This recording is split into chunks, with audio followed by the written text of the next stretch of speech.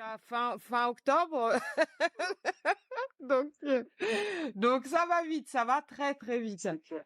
Alors, dans tous ces moments, dans tous ces moments on va dire de travail, dans tous ces moments d'inspiration, euh, dans toute cette période de ta vie qui remonte, j'imagine, à l'enfance, est-ce que t'as croisé des coachs, des mentors qui Bah, t'accompagnent ou qui t'ont accompagné? ouais, les premiers mentors, ça a été mes parents. Mhm, Ensuite, mon grand frère aussi, ma grande mhm. sœur. Mon grand frère aussi du point de vue musical, du point de vue...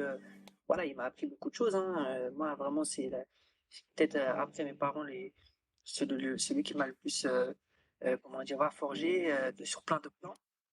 Sachant que toi, tu es le plus petit, hein? Voilà, c'est ça, Mm. je suis le petit dernier.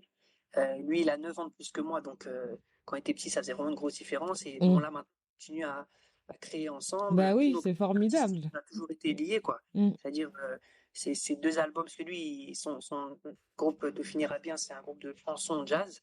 Donc, ces deux premiers albums, on avait écrit ensemble. Moi, sur mes albums hip-hop que je faisais auparavant sous le nom de Samba, il était il composait certaines musiques aussi. Donc voilà, on a toujours été liés. Donc ça, je dirais, c'est un mentor. Après, j'ai eu aussi d'autres mentors, voilà, des amis que j'ai rencontrés au fur et à mesure qui m'ont marqué à la fois par leur, euh, leur combativité, leur esprit d'initiative, et puis aussi parfois aussi par leur sagesse. Moi, voilà, il y a des gens autour de moi qui m'apaisent, quoi, qui sont de très bons conseils et qui parfois il suffisent de. Après là maintenant aussi, mon épouse c'est mon Mm. mentor depuis une dizaine d'années, même Mm. plus. Tu vois, ça fait 12 ans maintenant qu'on est mariés. Ça a été un mentor aussi parce qu'elle m'a appris beaucoup de choses, notamment du point de vue de l'organisation, de la rigueur, moi, Jean! j'étais loin de ça il y a, il y a 15 ans, j'étais loin de ça. Donc, ça m'a beaucoup, tu vois, ça m'a beaucoup apporté. Mm. Donc, voilà, je dirais que oui, voilà, ma grande sœur aussi, elle m'a beaucoup apporté par la rigueur aussi, par voilà, la méthode, notamment intellectuelle. Et je me souviens, elle m'avait dit une phrase, c'est essayer de finir quelque chose quand tu le commences, Mm. avant de passer à autre chose. Bon, voilà. Ouais, bah, il y a plein voilà, de gens qui me viennent en tête. Mm, mm, Oui, mm, mm, mm. Donc toi, tu as tout de même une tendance à voir l'autre comme un mentor, en fait. oui, enfin, en tout cas, Dans ton rapport à l'autre, ouais, tu aimes t'inspirer de ton entourage, de ton environnement. Très bien, très exactement. bien. Mm. Toute personne qui m'entoure est susceptible de m'inspirer, de m'apprendre des choses. Donc, oui, très vite, je, je suis les conseils, quoi. Mm, mm, mm. Et quels conseils te donnent tes collégiens? Mes collégiens, ils me donnent beaucoup de conseils, hein. Ils me donnent beaucoup de conseils sur, de par leur spontanéité, de par leur franchise, Mhm. de par leur énergie, de par parfois leur candeur, leur innocence face à la société. Et puis, voilà, je pense que ça pousse à rester humble. Ça Mm, pousse à rester, comment dire, vivant aussi. Parce que pour être avec une vingtaine d'adolescents toute la journée en interaction, il faut être vivant, quoi. mm, Si tu t'es un robot, ça marche pas. Si tu t'énerves ou rien, ça marche pas non plus. Si t'es mou, ça marche pas non plus. Pour que ça marche, il faut que il y ait une alchimie, il faut qu'il y ait un lien, il faut qu'il y ait quelque chose qui se crée. mm. Et ça se crée que par la vie, en fait. Ah bah Donc c'est ça veut dire, clair. oui, il y a un programme, oui, il y a des règles, oui, il y a des méthodes, oui, etc., etc. Donc tout ça, on est là pour ça. Mais pour que tout ça puisse être mis en place, il faut avant tout qu'il y ait un respect mutuel, qu'il y ait qu'on se mette tous au service de la vie et que la Mm. vie puisse. On a envie d'avancer ensemble, ouais. Exactement. Donc, par Mm. exemple, on me demande souvent, voilà, c'est quoi qu'est-ce qu'on prévoit? Bon, bah, il y a une part qu'on prévoit, mais la majeure partie, c'est ce qu'on prévoit pas, et c'est ça qui fait la beauté à la fois de Exact. métier et de la vie, quoi. Mm, Donc, mm, mm. voilà, même si on avait prévu de faire tel cours, il suffit qu'un élève pose une question qui va orienter vers un sujet carrément différent, et puis le cours va se faire là-dessus, et Mmh. tant mieux. Mmh. Et du coup, Et toi, après, tu es là pour ajuster en fonction du exactement, programme et tout, parce que je exactement. suis sûre que... Chaque année, j'apprends des choses Mmh, grâce aux questions de mes élèves, mmh, parce que parfois, ils s'interrogent sur des sujets qui ne m'interrogeaient pas forcément, et forcément, bah, moi, ça me pousse à apprendre ça aussi, quoi. mmh, mmh, mmh, mmh, Ça fait longtemps que j'enseignais l'espace Schengen dans l'Union européenne, et on m'avait jamais posé la question pourquoi ça s'appelle Schengen. mmh, J'ai découvert là, il y a quelques jours que c'est un village luxembourgeois et que c'est là que ça a été signé. Enfin voilà, mmh, c'est un détail que je connaissais pas, et mmh. c'est toujours intéressant. En Mmh. l'occurrence, c'est un village qui est à la frontière entre la France, le Luxembourg et l'Allemagne, et du coup ça avait été choisi justement parce que c'était un C'est fond comme commun. J'allais dire un no man's land, mais non, ce n'est pas tout à fait le terme. Non, bah, ça doit être aussi un no man's land pour le coup. Mais Oui, tu t'amuses pas à passer les 3 frontières. ouais, bah, si t'as beaucoup de temps, pourquoi pas. Mais Euh, et alors, quelle différence tu fais entre un mentor et un coach? entre un mentor et un coach, je dirais qu'un coach, bah, moi j'ai fait beaucoup de sport quand j'étais jeune, Mhm, mhm, et un coach, pour moi, c'est quelqu'un qui motive, mhm, et alors qu'un mentor, c'est quelqu'un qui inspire. Donc je mhm, dirais que c'est ça la différence, c'est qu'un coach n'est pas forcément plus compétent que toi. C'est quelqu'un qui plutôt te donne de la motivation, mhm, et qui va aussi te donner du recul, parce qu'il n'est pas sur le terrain. Donc, il va être de côté. En tout cas, il n'est pas sur ton terrain à toi. Donc, il est de côté. Il doit agir. Il dit, bah, regarde, là, tu fais ci, tu fais ça. Euh, Ça serait plutôt, voilà, il te donne des conseils, quoi. Il va essayer de te motiver. Voilà. Un mentor, c'est quelqu'un qui est pas forcément, qui te voit pas forcément évoluer, en tout cas, qui te conseille pas forcément en fonction de ce que tu fais.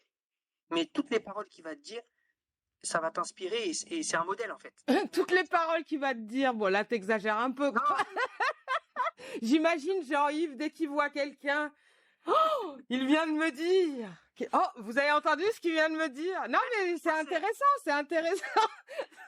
C'est intéressant de voir la vie comme ça, hein. non, mais un mentor, voilà, pour moi, un mentor, c'est un modèle. Ouais, c'est... Mm. Après, effectivement, je suis pas certain qu'il y ait un seul mentor tu vois, en fait, je pense que toute personne peut incarner cette fonction. C'est plus une fonction qu'une personne, tu vois. Ouais. C'est-à-dire que mon fils ou ma fille, ça peut être mes mentors, tu vois. Mm, mm, S'ils mm. me disent des choses qui m'inspirent, qui me poussent à me dire, bah tiens, j'ai envie d'imiter ça, parce que je trouve ça vraiment nouveau et beau et inspirant, bah je vais le faire. Mm, mm, mm. Et est-ce que tu as déjà pris un coach Parce que j'ai déjà pris un coup. toi-même? Est-ce que tu as déjà ou envisagé par rapport Oui, à tout, là, par exemple, tu arrives à un moment de ta vie où tu as réussi à garder un peu tes passions, t'as un boulot qui roule, si tu veux, tu peux le faire jusqu'à ta retraite, et en même temps, tu es en train de créer quelque chose qui est en train de grandir, comme tu disais, par rapport aux rêves, où voilà, les portes s'ouvrent là. Du coup, est-ce que tu as pensé ou est-ce que tu t'envisages à un moment de te faire coacher par rapport à ça? Ou pour toi, le coach, quand tu entends coach, pour toi, c'est le coach sportif? Parce que c'est un non, non, peu... non. Alors, j'ai deux amis qui me viennent en tête quand tu me parles de coach. Mhm, Et un ami qui s'appelle Faudé, en fait, je l'ai rencontré en tant que collègue à la base. C'était un prof de physique dans mon ancien collège. Et ensuite, il a arrêté l'éducation nationale. Il a commencé à travailler dans l'IT, en fait, dans l'informatique. mhm, Et il est devenu, voilà, lui-même, et il a commencé une activité de coaching, justement, dans la création d'activités, dans le, le, l'IT aussi, enfin, voilà, de conseils, quoi, il fait du conseil. mhm, Euh, donc, je sais bien que le coaching et le conseil, c'est deux activités différentes, hein, mais mhm, lui, en tout cas, avec moi, on se parle souvent, et il joue un peu cette fonction-là de coach. Et une autre amie qui, elle, pour le coup, est coach, qui s'appelle Souba, et qui aussi voilà, on s'inspire mutuellement, quoi. Et quand, tu vois, je l'ai aidé pour des histoires d'écriture, elle m'a aidé aussi pour structurer parfois dans tel ou tel plan d'activité. Voilà, c'est quand tu me dis coach, voilà, et je découvre du coup Abi Consulting, donc ça m'inspire aussi, quoi. Mais n'es-tu pas un coach toi-même? Ah, sans doute, hein, sans doute que je coach beaucoup les, les élèves des différents ateliers, parce que Ben voilà, là, justement, tu disais tout à l'heure que tu préparais des jeunes à des concours d'éloquence. Donc là, je pense que tu dois user de certains talents de coach. Alors, quels sont-ils à ton avis? pour être un bon coach, à mon avis, faut rester positif. Pour être un bon coach, je pense qu'il faut beaucoup d'énergie et il faut proposer des pistes, de nouvelles pistes pour proposer des solutions plutôt que de pointer des problèmes, quoi. Mm. C'est-à-dire, euh, un bon coach, je pense, c'est quelqu'un qui est force de proposition, qui pose beaucoup de questions plutôt que de donner des leçons de morale, qui va plutôt éveiller la curiosité et qui va pousser la personne à se remettre en question, mais non pas pour tomber dans un doute qui va le déprimer, mais au contraire pour le piquer et le pousser à, à, à agir dans des directions qu'il n'avait pas prises, Mm, ou mm, qu'elle mm. avait pas prises. Pour moi, c'est ça un coach. Mm, mm, mm, mm. Et comment tu t'y prends quand tu prépares tes jeunes à l'éloquence? Bah, je pense qu'une des clés, c'est la répétition. Mhm. Vraiment, et de pas avoir peur de l'échec, quoi. Mais vraiment de pas avoir peur de la honte. Bon, là, en l'occurrence, parce que l'éloquence, souvent, ça amène un public. Donc, la première chose, souvent, c'est qu'on a honte de prendre la parole devant un public. On pense qu'on n'est pas fait pour ça. On pense qu'on, qu'on est, comment dire, euh, qu'on n'est pas capable, qu'on n'a pas ce qu'il faut, etc., etc. Alors qu'en fait, la confiance en soi, ne naît que quand on pratique plusieurs fois et qu'on répète maintes et maintes fois la même chose et qu'on se rend compte que finalement, non seulement l'erreur est permise, mais en plus de ça, l'erreur nourrit et l'erreur Voilà. Et c'est nous, une opportunité. Ouais. voilà, de découvrir d'autres façons de faire. Mm. Donc quand on banalise l'erreur et surtout qu'on arrête d'y voir quelque chose de négatif, mais on se rend compte que l'erreur en tant que telle, c'est nécessaire pour apprendre. On peut pas apprendre si on se trompe pas. Et ben là, voilà, je pense que c'est ce que j'essaie de transmettre à mes élèves, quel que soit leur profil, quel que soit leur âge ou quel que soit le type d'activité qu'on fait ensemble. C'est vraiment l'idée que bah, il faut se tromper et que en se trompant, on découvre des choses qu'on n'avait pas découvertes. Parce que si on se trompait pas, ça voudrait dire qu'on reproduirait toujours la même chose et Mhm. donc on resterait dans une même sphère tout le temps. Donc là, l'idée c'est vraiment de se renouveler. Donc il faut aller au-delà après, il y a des expressions convenues, quoi, les zones de confort, sortir de sa zone de confort, etc. Bon, on entend beaucoup ces genres de trucs, mais c'est réel, quoi. Mm, mm, mm, mm. Tout à fait. Ben, merci beaucoup, Jean-Yves. Merci Merci à toi, Abby. beaucoup. Pour terminer ce podcast, ce premier numéro de Super Coaching Podcast, je vais te proposer, si tu le souhaites, si tu as une idée en tête, un exercice que tu proposerais à nos auditeurs pour avoir la pêche. Je te laisse la parole si tu as un jeu, un Ouais. exercice, quelque chose à proposer à nos auditeurs. Moi, il y a un Pour truc avoir la que je pêche. pratique dans tous mes ateliers, et y compris dans mes classes, parce que du coup, mes élèves me le demandent tout le temps, et tout le monde kiffe. En fait, c'est un jeu, à chaque fois que je parle, tout le monde kiffe. Alors, on peut jouer à 2, on peut jouer à 10, on peut jouer à 50, peu importe. Mhm. Ça s'appelle le ping-pong de mots. Le ping-pong de mots, en fait, c'est un jeu qui est très simple. Au début, c'est simplement un mot chacun. Donc on dit un mot chacun, puis au début on n'a aucune contrainte, c'est seulement ça. Et puis au bout d'un moment on dit allez, on met une contrainte, c'est qu'on n'a pas le droit de répéter un mot qui a déjà été dit. Donc là il y a première contrainte, on continue à dire un mot chacun, un mot chacun. Ensuite deuxième contrainte, il doit y avoir des liens entre les mots. Donc on peut faire un lien par exemple association d'idées, Mhm. donc table, chaise par exemple. Et puis on fait une deuxième contrainte, c'est bah, ou alors c'est le choix, soit une association d'idées, soit le sens. Donc typiquement chaise, chair par exemple. Le son, pardon, la sonorité. Donc on fait association d'idées, puis ensuite sonorité, donc ça peut être que des mots qui sonnent de la même façon. Et puis au bout d'un moment, voilà, à force de, on peut aussi le faire en mode sportif. Donc, par exemple, une personne qui, au bout de 3 secondes, hésite, sort du jeu, ou une personne qui répète un mot qui a déjà été dit ou qui trouve un mot qui est pas lié au précédent, il sort du jeu également. Et puis, il y a un mode un peu comme ça, compétition pour pimenter un peu le jeu. Et c'est un jeu souvent qui déchaîne beaucoup de fou rire et qui amène une espèce voilà, de piment comme ça, de, De- d'énergie très positive d'énergie. Mhm.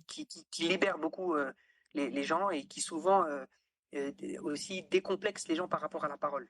Parce qu'en fait, l'objectif de ça, c'est de, voilà, de parler en public sans être gêné.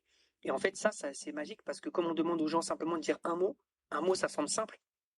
Et au final, les gens, finalement, ils commencent à tous se libérer. Et puis moi, j'ai vu des gens très introvertis, à force de jouer au ping-pong de mots, être capables de prendre la parole devant 200 personnes à l'Assemblée nationale et gagner des concours d'éloquence, quoi. Donc Mhm. Mhm. voilà. Mhm. Donc, si je comprends bien, cet exercice peut te faire gagner un concours d'éloquence. Bah, ça suffit pas. Ça suffit pas, mais C'est intéressant. moi, c'est par ça que je passe. Et c'est par ça que je commence toujours. Et c'est un bon starter, on va dire. Tu me demandais un exercice pour donner la pêche. Ouais. Ça donne vraiment la pêche. Et ensuite, je pars de ça. Et ensuite, j'ai plein d'autres exercices que je propose dans mes ateliers. Mm. Mais ça, c'est vraiment quelque chose qui marche bien. Et je pense qu'un de ces jours, je fais voilà, j'ai envie de développer beaucoup de choses autour de ce jeu parce que ça, voilà, il y a beaucoup de choses à faire, quoi. Ouais, tout à fait. Bah écoute, en tout cas, merci de nous avoir partagé cet exercice. On Bah, je t'en le, prie, c'est à toi. on le mettra dans Bah oui. dans la descriptive si vous souhaitez le refaire à la maison. Du coup, ben pour terminer, je vais pouvoir te dire, Jean-Yves, quel est ton profil ayurvédique. Mais avant ça, je vais expliquer ce que c'est l'Ayurveda. Tu savais ce que c'était avant que je te partage ce questionnaire, dis-moi. Ah, en fait, moi, je connaissais le Veda, enfin, j'avais entendu parler du Veda, Mhm. mais pas de l'Ayurveda. Donc, je D'accord. savais parce que je m'intéresse aux religions depuis longtemps, que le Veda, c'est un texte révélé, voilà, dans la religion hindouiste, et que, Mm, en gros, c'est l'équivalent du Coran ou voilà, de tous les textes révélés dans les différentes religions. mhm, Et voilà, mais c'est tout ce que je savais et j'avais entendu quelques personnes parler mm. là-dessus. Mais l'Ayurveda, non, je découvre en fait et je Ouais. découvre tout ce que tu m'as expliqué par rapport aux Mm, éléments. Enfin, je- D'accord, parce que la philosophie a dû te plaire, puisque la philosophie de l'Ayurveda, c'est un en tout et tout en un. c'est très proche du tout.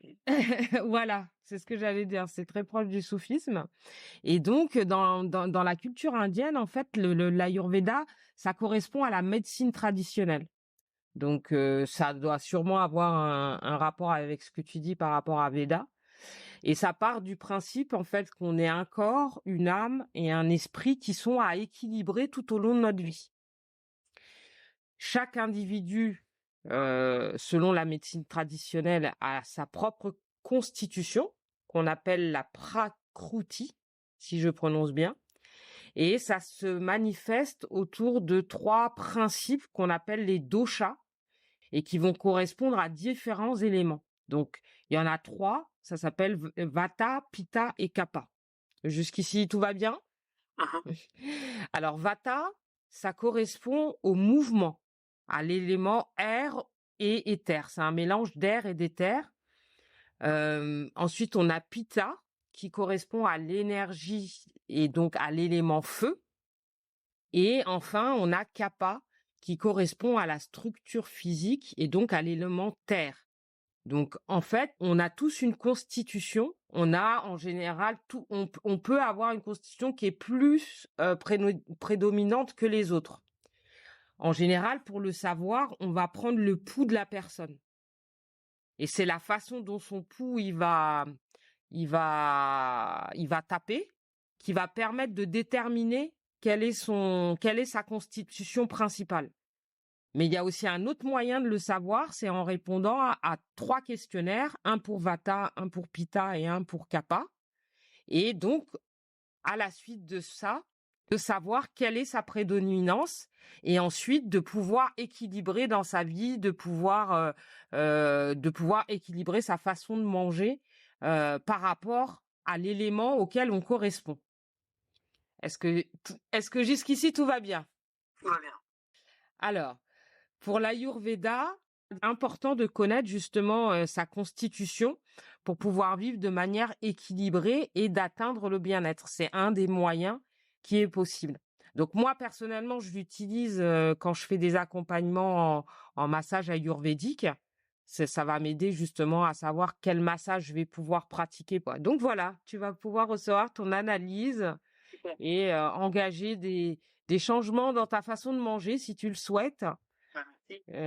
Et aussi adopter les 7 saveurs, puisque le principe de l'Ayurveda, c'est que en fait, quand tu as les 7 saveurs dans ce que tu manges, eh ben tu es rassasié assez rapidement et tu manges bien et tu te sens léger. Donc ça, par exemple, c'est quelque chose que tu peux mettre en place, pour avoir de la couleur dans ce que tu manges, et c'est un jeu aussi pour être proactif dans ce que tu manges, quoi. Après, bon, ça permet aussi de manger un peu ce qu'on veut, mais une fois que tu connais ta constitution. Il y a des constitutions qui vont très bien supporter de manger, je sais pas moi, des hamburgers 3 ou 4 fois par semaine et d'autres pas du tout. Et ça, on le voit, par exemple. Souvent, dans les couples, il y en a un, il peut manger ce qu'il veut, il prend pas un gramme, et l'autre, il mange la moindre cacahuète, il prend. Ça, c'est assez injuste. Ben voilà. Les constitutions sont pas forcément faites pareil par rapport à ça. Donc, du coup, c'est ça. Je trouve que c'est sympa par ce biais-là, par l'Ayurveda, de découvrir un peu. Et d'avoir une approche proactive de ce qu'on mange, en se disant bon, bah au moins une règle que je me mets, c'est d'avoir plein de couleurs, des couleurs différentes quand je mange, quoi, par exemple. Ça, c'est une règle simple, et rien qu'en adoptant ça, bah naturellement, on va se mettre à manger des légumes, des fruits, sans se prendre la tête à se dire bon, aujourd'hui je dois manger 5 ou 6, je ne sais plus, fruits et légumes, le truc qui peut être Et les 7 saveurs, du coup, bah, je suis curieux de découvrir ça, quoi, les 7 saveurs. Eh ben, écoute, les 7 saveurs de l'Ayurveda, bah, il y a forcément le sucré, forcément aussi le salé, il y a le amer, il y a le neutre, ça va être le doux, par exemple, tu vois. Il y a le acide, il y a le piquant et il y a l'astringent. Alors, l'astringent, par exemple, c'est l'aubergine, c'est l'ail. Le amer, ça va être l'ail. Le piquant, ça va être l'ail, le poivre, le piment, forcément. Le salé, ça va être l'ail aussi, par exemple. Ça va être le sel. Faut manger de l'ail, quoi.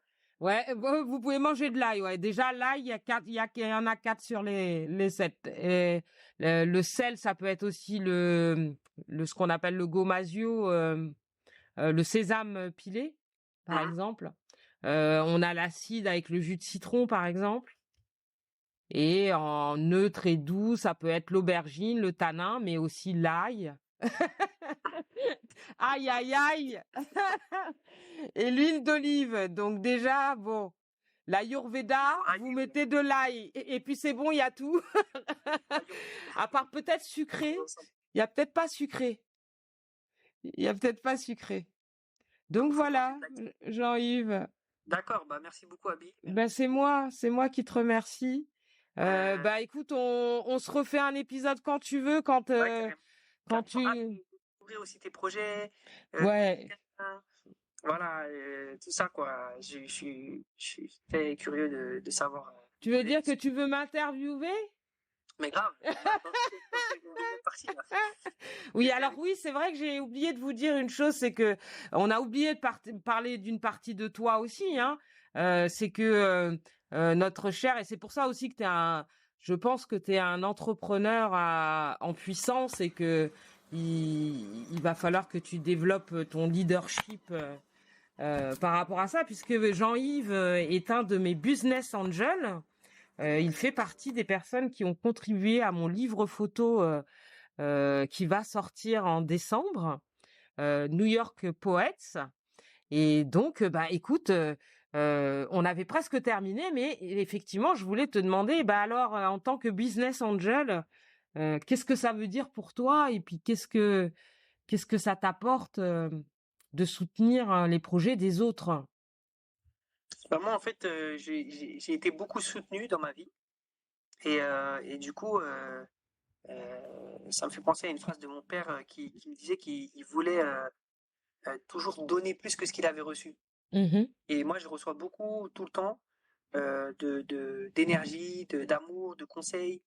Euh, voilà, et le soutien, c'est quelque chose, je pense, de très important. Là, il y a plusieurs noms qui me viennent en tête, j'en ai parlé tout à l'heure, mais il y a aussi d'autres amis, hein. J'ai un ami qui s'appelle Tariq, qui est très souvent présent pour mes projets, un autre Mohamed également. Les amis avec qui on a fondé justement la coopérative, hein, Mohamed, Anissa, Yassine, il y a beaucoup de gens. Ça, voilà, c'est des gens qui sont engagés dans le business ou pas dans le business, mais en tout cas qui sont des angels Mm. dans ce sens-là. Et du coup, moi, si je peux modestement contribuer au projet des amis, c'est vraiment un honneur et un plaisir. Par exemple, on est ensemble, là, il y a des gens qui ont précommandé. Voilà, moi, ça me, ça me soutient et ça me permet de continuer à développer l'activité. Et du coup, aujourd'hui, 20 octobre, voilà, on sort vraiment le bouquin et je suis ravi de pouvoir le présenter à toutes ces personnes. Et voilà, j'ai aussi voilà, mon épouse qui a le projet qui s'appelle l'Amuse-Bouille, qui est un café pour enfants et qui pendant très longtemps cherchait un lieu et des soutiens comme ça. Et je sais à quel point c'est galère et pour l'avoir moi-même vécu, mais aussi pour l'avoir voilà, observé, c'est tellement précieux en fait le soutien que Oui, si je peux le faire, en tout cas, je le fais avec grand plaisir, quoi. tout Et en à plus, ce fait. que je fais, c'est vraiment pas grand-chose. Donc, je suis honoré de participer. Je suis surtout très curieux de lire le bouquin et voilà, de l'avoir entre les mains. Et voilà. Et autant le bouquin New York Poets que le bouquin On est ensemble. Mm, mm, Voilà. mm, mm. Tout à fait. Mais c'est vrai que oui, ce que tu dis est plus que vrai, puisque le soutien, c'est ce qui fait que qu'un projet aussi peut grandir ou pas. Et ce qui est difficile aussi, beaucoup pour les entrepreneurs en général, c'est tu vas pas forcément avoir le soutien de ta famille. Peut-être parce qu'elle est loin, peut-être que parce que t'es pas avec elle, peut-être que parce que t'en as pas aussi. Il peut y avoir plein de raisons. Tu peux ne pas avoir le soutien de tes amis.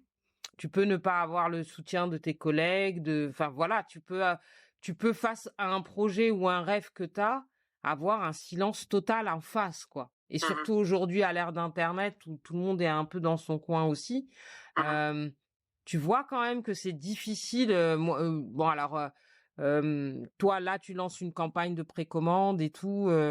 Et voilà, je dirais, ça vient tout seul parce que c'est pas la première fois d'une part que tu publies, mhm. que ce soit Après, toi ça ou vient pas tout moi, seul. avant qu'Internet existe déjà, on faisait des campagnes. Mhm, Je veux dire, c'est le genre de choses qu'on fait déjà depuis qu'on est petit, parce que quand tu es artiste, si tu veux vivre en tant qu'artiste, il faut que tu arrives à aller vers les gens pour leur parler de ton projet dont ils n'ont rien à faire. mhm, Et s'ils te soutiennent, c'est parce qu'ils t'aiment, ils aiment ton enthousiasme, ils aiment l'énergie que tu mets dans ce que tu fais, ils aiment le travail qu'ils voient que tu fais dedans. Mais ce que je dis souvent, moi, c'est que ouais, un artiste, il te donne un bout de son âme, quoi. oui, Quand il est vraiment sincère et qu'il est vraiment authentique, c'est un bout de lui qu'il te donne, mhm, quoi. mhm, Et mhm, c'est vrai que aujourd'hui, à une époque où t'as plus trop le choix d'être invisible ou invisible, t'es obligé de faire du bruit si tu veux être entendu en tant qu'artiste. mhm. Là, je sais pas si tu suis un peu les actualités du net, mais en 2025, apparemment, 90% des contenus qui seront sur Internet viendront de l'intelligence artificielle. C'est Mhm, dans moins de 2 ans, là. mhm. Donc du coup, en tant qu'artiste, il faut aussi qu'on arrive à rentrer dans ce monde-là pour venir Mmh. dire: «Attendez les gars, on est là quoi, Mmh. c'est parce que hem, on va vers quelque chose qui risque de nous broyer aussi, dans l'idée d'amener des voix différentes et discordantes, quoi. Parce que comme tu disais au début de l'émission, c'est important de pouvoir échanger, c'est Mmh. important et c'est vrai qu'aujourd'hui, je sais pas si toi, je pense que tu l'as remarqué aussi, mais si on reprend Facebook à ses débuts, il y avait moyen de débattre, il y avait moyen de discuter, on n'était pas obligé d'être d'accord. On se mettait aussi dans le mode battle, dans le mode, mais ça restait respectueux, comme tu disais. Mmh. Aujourd'hui, effectivement, dès que t'es pas d'accord, tu te fais mais déchirer comme si t'étais soit le mec le plus extrême du monde, soit le mec le plus teubé du monde, quoi. Mais où est Mmh. le respect, justement? Où est Mmh. passé le respect à La une nuance. la nuance, voilà, et le fait que ben chacun a son point de vue et chacun Mmh. on a le droit de respecter le point de vue de chacun. Et là, Mmh. comme tu disais, l'ambiance super tendue dans laquelle on est, et aussi parce qu'on s'est retrouvé dans des situations comme le confinement où là, il Mmh. n'y avait pas le choix. Tu vois, Mmh. on s'est tous retrouvés face à ce truc que peut-être on se disait en cours d'histoire quand on était petit, quand on a vu la Deuxième Guerre mondiale ou la Première Guerre mondiale, on se demandait, mais les gens, mais comment ils faisaient? Pourquoi ils disaient pas non? Mmh. Bah, aujourd'hui, on a la réponse. On s'est retrouvés Mmh. dans la même situation avec la Covid. On s'est retrouvés, ben, Mmh. effectivement, des fois, t'as pas le choix de dire oui ou bien de dire non. Tu es obligé de suivre le truc qui a été tracé, que tu sois d'accord ou que tu sois pas d'accord. Sauf que ce que ça a créé, c'est que depuis ça, il y a plus de débat. Mmh. Il y a plus de débat. C'est tout de suite, ça part dans les extrêmes. Et même si, tu vois, l'amour aussi du débat, le fait de débattre avec un argument